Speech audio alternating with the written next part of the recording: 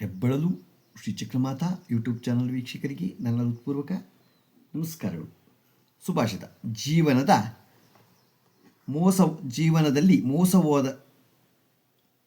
ಹೋದೆ ಅನ್ನುವುದಕ್ಕಿಂತ ನಾನು ನಂಬಿಕೆ ಇಟ್ಟ ವ್ಯಕ್ತಿಯಿಂದ ಹೋದೆ ಅನ್ನೋದೇ ಮನಸ್ಸಿಗೆ ತುಂಬ ನೋವಾಗ್ತಾ ಇದೆ.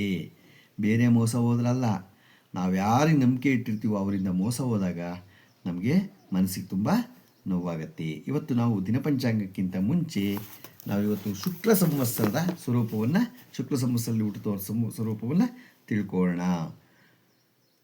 ಮಹೇಶ್ವರ ಧ್ಯಾನ, ದೈವಜ್ಞ ವಿಲಾಸ ರೀತಿ ತಿಳ್ಕೊಳ್ಳೋಣ.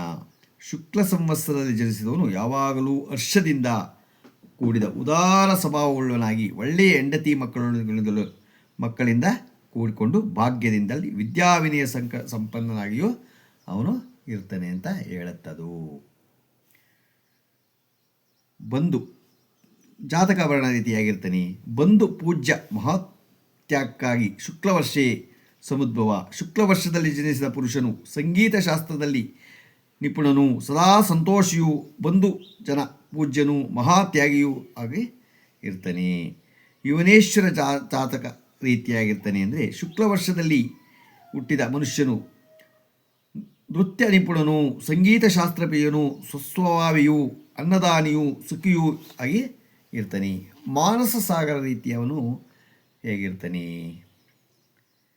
ಶುಕ್ಲ ವರ್ಷದಲ್ಲಿ ಜನಿಸಿದವನು ಶುದ್ಧವಾದ ಶಾಂತ ಮನಸ್ಸಿನವನು, ಸುಶೀಲನು, ವಚನ ಪಾಲಿಸುವವನು, ಎರಡನೆಯದವರಿಗೆ ಉಪಕಾರ ಮಾಡುವವನು, ತನ್ನ ಕರ್ತವ್ಯವೆಂದು ತಿಳಿಯುವವನು, ಧನವಿಲ್ಲದವನಿದ್ದರೂ ಧನಿಕರಂತೆ ಇರುವವನೂ ಆಗಿರುತ್ತಾನೆ. ಏನಿಲ್ಲದೆ ಆದ್ರೂ ನನಗಿದೆ ಅಂತ ತೋರಿಸ್ಕೊತಾನೆ. ಗೊತ್ತಾಯ್ತಾ? ಯಾರು?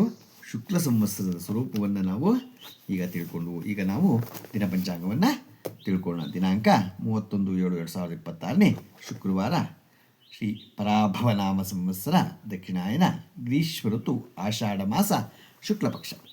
ತಿಥಿ ಬಿದಿಗೆ, ರಾತ್ರಿ 8:57. ನಕ್ಷತ್ರ ಧನಿಷ್ಠ, ರಾತ್ರಿ 7:04. ಮಳೆ ಪುಷ್ಯ, 4ನೇ ಪಾದ.